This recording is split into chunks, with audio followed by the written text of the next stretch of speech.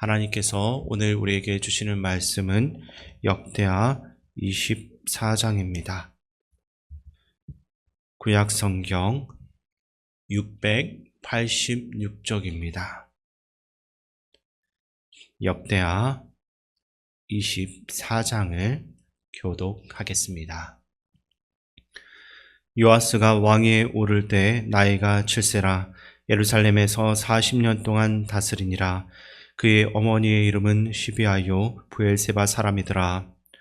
제사장 여호야다가 세상에 사는 모든 날에 요아스가 여호와 보시기에 정직하게 행하였으며 여호야다가 그를 두 아내에게 장가들게 하였더니 자녀를 낳았더라. 그 후에 요아스가 여호와의 전을 보수할 뜻을 두고 제사장들과 레위 사람들을 모으고 그들에게 이르되 너희는 유다 여러 성읍에 가서 모든 이스라엘에게 해마다 너희의 하나님의 전을 수리할 돈을 거두되 그 일을 빨리 하라 하였으나 레위 사람이 빨리 하지 아니한지라. 왕이 대제사장 여호야다를 불러 이르되 내가 어찌하여 레위 사람들을 시켜서 여호와의 종 모세와 이스라엘의 회중이 성막을 위하여 정한 세를 유다와 예루살렘에서 거두게 하지 아니하였느냐 하니, 이는 그 악한 여인 아달랴의 아들들이 하나님의 전을 파괴하고 또 여호와의 전의 모든 성물들을 바알들을 위하여 사용하였음이었더라. 왕이 말하여 한 개를 만들어 여호와의 전 문 밖에 두게 하고 유다와 예루살렘에 공포하여 하나님의 종 모세가 광야에서 이스라엘에게 정한 세를 여호와께 드리라 하였더니 모든 방백들과 백성들이 기뻐하여 마치기까지 돈을 가져다가 개에 던지니라. 레위 사람들이 언제든지 개를 메고 왕의 관리에게 가지고 가서 돈이 많은 것을 보이면 왕의 서기관과 대제사장에게 속한 간원이 와서 그 개를 쏟고 다시 그곳에 가져다 두었더라. 때때로 이렇게 하여 돈을 많이 거두매 왕과 여호야다가 그 돈을 여호와의 전 감독자에게 주어 석수와 목수를 고용하여 여호와의 전을 보수하며 또 철공과 놋쇠공을 고용하여 여호와의 전을 수리하게 하였더니 기술자들이 맡아서 수리하는 공사가 점점 진척되므로 하나님의 전을 이전 모양대로 견고하게 하니라. 공사를 마친 후에 그 남은 돈을 왕과 여호야다 앞으로 가져갔으므로 그것으로 여호와의 전에 쓸 그릇을 만들었으니 곧 섬겨 제사 드리는 그릇이며 또 숟가락과 금은 그릇들이라. 여호야다가 세상에 사는 모든 날에 여호와의 전에 항상 번제를 드렸더라. 여호야다가 나이가 많고 늙어서 죽으니 죽을 때 130세라. 무리가 다윗성 여러 왕의 묘실 중에 장사하였으니 이는 그가 이스라엘과 하나님과 그의 성전에 대하여 선을 행하였음이더라. 여호야다가 죽은 후에 유다 방백들이 와서 왕에게 전하매 왕이 그들의 말을 듣고 그의 조상들의 하나님 여호와의 전을 버리고 아세라 목상과 우상을 섬겼으므로 그 죄로 말미암아 진노가 유다와 예루살렘에 임하니라. 그러나 여호와께서 그들에게 선지자를 보내사 다시 여호와에게로 돌아오게 하려 하심에 선지자들이 그들에게 경고하였으나 듣지 아니하니라. 이에 하나님의 영이 제사장 여호야다의 아들 스가랴를 감동시키심에 그가 백성 앞에 높이 서서 그들에게 이르되 하나님이 이같이 말씀하시기를 너희가 어찌하여 여호와의 명령을 거역하여 스스로 형통하지 못하게 하느냐 하셨나니 너희가 여호와를 버렸으므로 여호와께서도 너희를 버리셨느니라 하나. 무리가 함께 꾀하고 왕의 명령을 따라 그를 여호와의 전 뜰 안에서 돌로 쳐 죽였더라. 요아스 왕이 이와 같이 스가랴의 아버지 여호야다가 베푼 은혜를 기억하지 아니하고 그의 아들을 죽이니 그가 죽을 때 이르되 여호와는 감찰하시고 신원하여 주옵소서 하니라.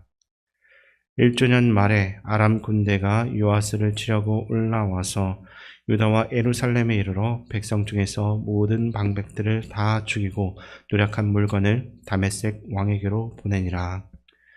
아람 군대가 적은 무리로 왔으나 여호와께서 심히 큰 군대를 그들의 손에 넘기셨으니 이는 유다 사람들이 그들의 조상들의 하나님 여호와를 버렸음이라. 이와 같이 아람 사람들이 요아스를 징벌하였더라. 요아스가 크게 부상함에 적군이 그를 버리고 간 후에 그의 신하들이 제사장 여호야다의 아들들의 피로 말미암아 반역하여 그를 그의 침상에서 쳐 죽인지라.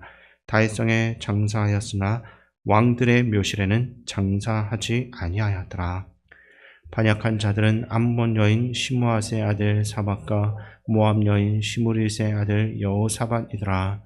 요아스의 아들들의 사적과 요아스가 중대한 견책을 받은 것과 하나님의 전을 보수한 사적은 다 열왕기 주석에 기록되니라. 그의 아들 아마시아가 대신하여 왕이 되니라. 아멘. 북이스라엘의 아합과 이세벨의 딸 아달랴는 남유다 왕 여호람과 결혼을 해서 아하시아를 낳았습니다. 그러나 아하시아가 죽자마자 아달랴는 권력을 잡기 위해서 왕족들을 학살하는 쿠데타를 일으켰고 결국 스스로 남유다의 왕이 됩니다. 그의 통치는 하나님 앞에서나 사람들 앞에서도 잔혹했고 하나님을 두려워하지 않는 통치였습니다. 그러나 그 시대는 오래 가지 못했고 정확히 7년 만에 막을 내리게 됩니다. 그 참혹한 학살 가운데서도 하나님의 섭리 가운데서 살아남았던 아이가 있었는데 다윗 왕조의 마지막 불씨였던 요아스라는 사람이었습니다.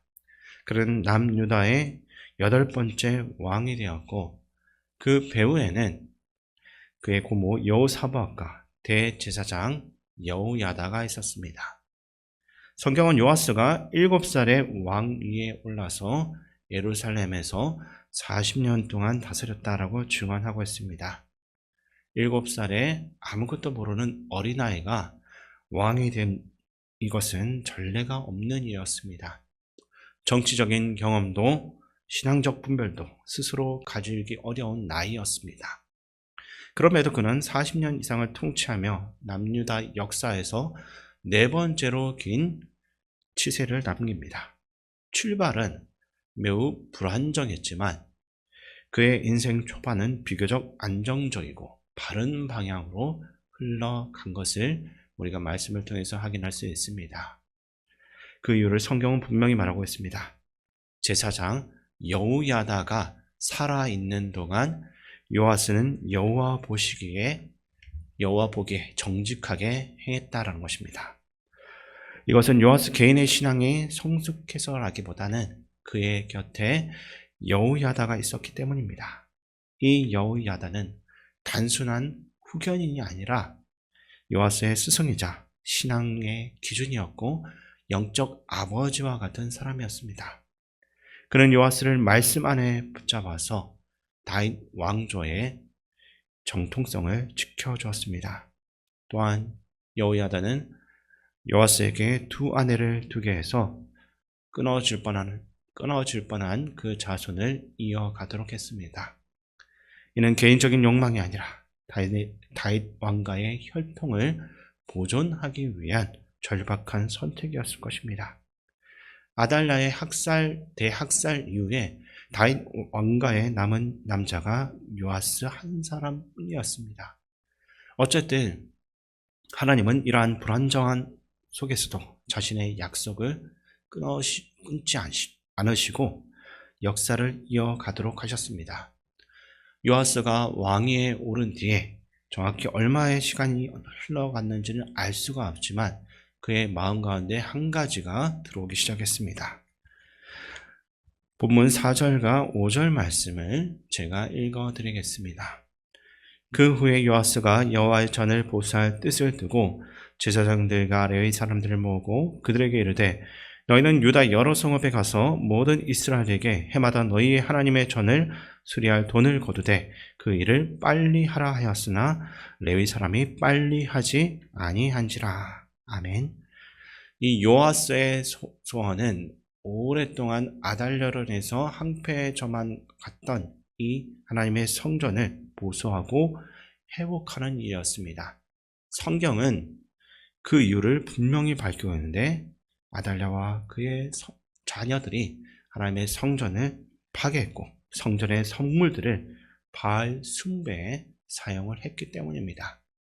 또한 하나님의 집이 무너졌을 뿐만 아니라 하나님께 드려야 할 거룩한 그 도구들이 다른 곳에 사용되었습니다. 오늘날의 언어로 바꿔 말하면 예배의 중심이 완전히 무너져 있는 상태입니다. 성찬에 쓰이는 그릇이 우상 숭배 도구로서 전락한 것과 같은 상황인 것입니다. 아달랴와 그 자녀들에게 여호와 하나님은 더 이상 경외의 대상이 아니고 어쩌면 바알보다도 못한 존재였습니다. 요아스는 이 무너진 신앙의 상징을 그대로 두고 볼 수가 없었습니다. 그래서 그는 성전을 새롭게 하기를 원했던 것입니다. 요아스는 제사장들과 레위 사람들을 불러서 성전 보수를 명령하지만 현실은 그 뜻대로 흘러가지 않고 있습니다. 일이 진행되지 않아서 시간이 흘러가는데도 달라지는 건 전혀 없습니다. 결국 왕이었던 요아스가 대제사장 여호야다까지 불러가지고 그 책임을 직접 묻습니다. 그런데도 상황은 나아지지 않았습니다. 여기서 우리는 매우 아이러니한 장면을 볼 수 있을 것입니다. 아달랴를 몰아내고 요아스를 왕으로 세울 때 여호야다는 누구보다 열심히였고 치밀했으며 목숨까지 걸었던 결단을 내렸습니다. 그러나 성전을 보수하는 문제 앞에서는 미루기만 한 것입니다. 결국 성전은 어떠한 제도나 지도자의 열심이 아니라 하나님을 섬기는 백성들의 자발적인 헌신을 통해서 회복되는 것이라 할 수 있습니다. 이어서 15절과 16절을 제가 읽어드리겠습니다. 여호야다가 나이가 많고 늙어서 죽으니 죽을 때 130세라. 무리가 다윗성 여러 왕의 묘실 중에 장사하였으니 이는 그가 이스라엘과 하나님과 그의 성전에 대하여 선을 행하였음이더라. 아멘. 세월이 흘러서 대제사장 여호야다는 지금의 나이로도 굉장히 장수한 이 130세의 나이로 생을 마감합니다. 그러나 아무리 오래 살아도 이 땅에 영원히 머무는 사람은 없습니다.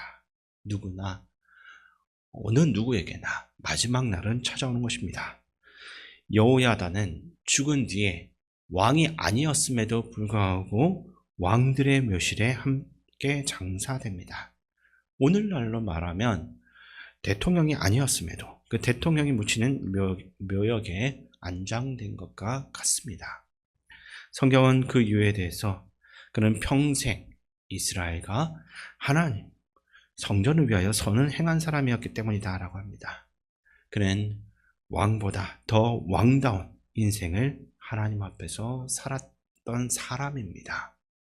문제는 그 다음입니다. 여호야다가 죽고 나서 요아스의 신앙이 급격히 무너지고 있습니다. 그는 더 이상 하나님의 사람의 말들에 귀를 기울이지 않고 유다의 지도자들의 아첨과 유혹을 따르기 시작했습니다. 결국 그는 하나님의 성전을 버리고 아세라 목상과 우상을 더 섬기기 시작합니다. 하나님께서는 그를 포기하지 않으시고 여러 선지자를 보내서 돌이킬 수 있도록 시도하십니다. 그리고 마지막으로 여호야다의 아들 스가랴를 그에게 보내십니다.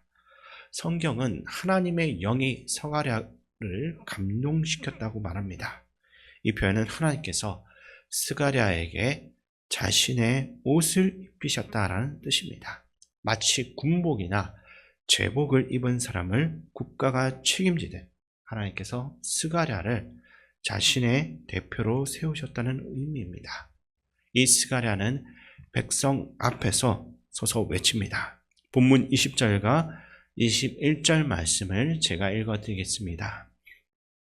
예, 하나님의 영이 제사장 여호야다의 아들 스가랴를 감동시키심에 그가 백성 앞에 높이 서서 그들에게 이르되 하나님이 이같이 말씀하시기를 너희가 어찌하여 여호와의 명령을 거역하여 스스로 형통하지 못하게 하느냐 하셨나니 너희가 여호와를 버렸으므로 여호와께서도 너희를 버리셨느니라 하나 무리가 함께 꾀하고 왕의 명령을 따라 그를 여호와의 전 뜰 안에서 돌로 쳐 죽였더라. 아멘. 하나님을 버리면 하나님도 너희를 버리신다라고 외치며 이제라도 돌아오라고 외칩니다. 그러나 요아스는 이 말을 듣고 회개하기는커녕 왕의 명령으로 그를 그것도 하나님의 성전 뜰에서 돌로 쳐 죽이도록 합니다. 자신을 살려준, 자신을 키워준 은인의 아들을 다름 아닌 자기의 손으로 죽인 것입니다. 그리고 그 참혹한 죄에 대한 결과가 곧바로 찾아옵니다. 스가랴가 죽임을 당한 지 약 1년 후 아람 군대가 쳐들어왔습니다. 특이한 것은 군사의 수는 많지 않았습니다. 그럼에도 하나님께서는 그들의 손에 유다를 넘기셨는데 파죽지세로 쳐들어와서 유린하고 있습니다. 이 남유다의 군사가 훨씬 많았지만 전혀 힘을 쓰지 못하고 있는데 성경은 그 이유에 대해서 분명히 밝히고 있습니다. 유다 백성이 조상들의 하나님 여호와를 버렸기 때문이라는 겁니다. 요아스 역시 그 전쟁에서 크게 다쳐서 침상에 눕게 되고 결국 신하들의 반역으로 죽임을 당하고 말았습니다. 그리고 그는 왕이었음에도 불구하고 왕들의 묘실에는 장사되지 못했습니다. 왕이 아닌 여호야다는 왕의 묘실에 묻히고 실제 왕이었던 요아스는 그렇지 못했습니다. 성경은 이것을 통해서 하나님이 없는 왕권은 껍데기에 불과하다라는 것을 강조하고 있습니다. 이 본문이 오늘 우리에게 던지는 메시지는 인생과 신앙은 시작보다 그 끝이 더 중요하고 전반전보다 후반전이 훨씬 더 중요하다는 사실입니다. 요아스의 인생 전반은 너무나 아름답게 시작했습니다. 그의 곁에는 하나님의 사람이 있었고 그는 그 영향 아래서 바른 길을 걸어갔던 것입니다. 그러나 인생의 후반에 와서 그는 하나님을 떠났고 결국 하나님을 잃어버린 그 삶이 어떠한 비참한 결말을 맞이하는지 그의 인생의 그 마지막이 우리에게 보여주고 있는 것입니다. 바벨론 포로기 이후에 이 역사를 기록한 이유도 바로 여기에 있습니다. 하나님이 없는 삶은 왕이라고 할지라도 이렇게 비참하게 무너질 수 있으며 심지어 왕으로 인정받지도 못하는 인생이 될 수 있다는 사실을 경고하기 위함입니다. 그러므로 우리는 권력이나 어떤 성취를 붙드는 것이 아니라 하나님을 나의 하나님으로 인정하면서 살아가야 합니다. 오늘 하루도 하나님께서 우리 각자의 삶의 자리 가운데 모시고 마음과 정성을 다해서 하나님을 바라보며 충성되게 살아감으로써 오늘보다 내일이 거룩해지고 내일보다 모레가 더 하나님 앞에서 거룩하고 아름답게 보여지는 그러한 삶으로서 나아가시기를 주님의 이름으로 축원드립니다. 하나님 아버지, 우리의 시작이 아무리 아름답게 보이고 좋아 보일 때에도 우리의 마지막까지 주님을 붙잡게 하시고 사람을 의지하는 신앙이 아니라 오직 살아계신 하나님만을 의지하는 믿음을 주시옵소서. 형편이 평안할 때나 변함없이 주님께 순종하게 하시고 인생의 마지막까지 주님 앞에 정직한 삶을 살 수 있게 하여 주시옵소서. 오늘 우리의 삶의 자리에서 하나님을 인정하며 작은 선택 하나까지도 오직 주님의 뜻에 따라 살게 하시고 오늘보다 내일이 더 거룩해지고 그 끝이 시작보다 더 아름다운 믿음의 인생이 되게 하여 주시옵소서. 우리와 늘 함께 하시는 예수님의 이름으로 기도드립니다. 아멘.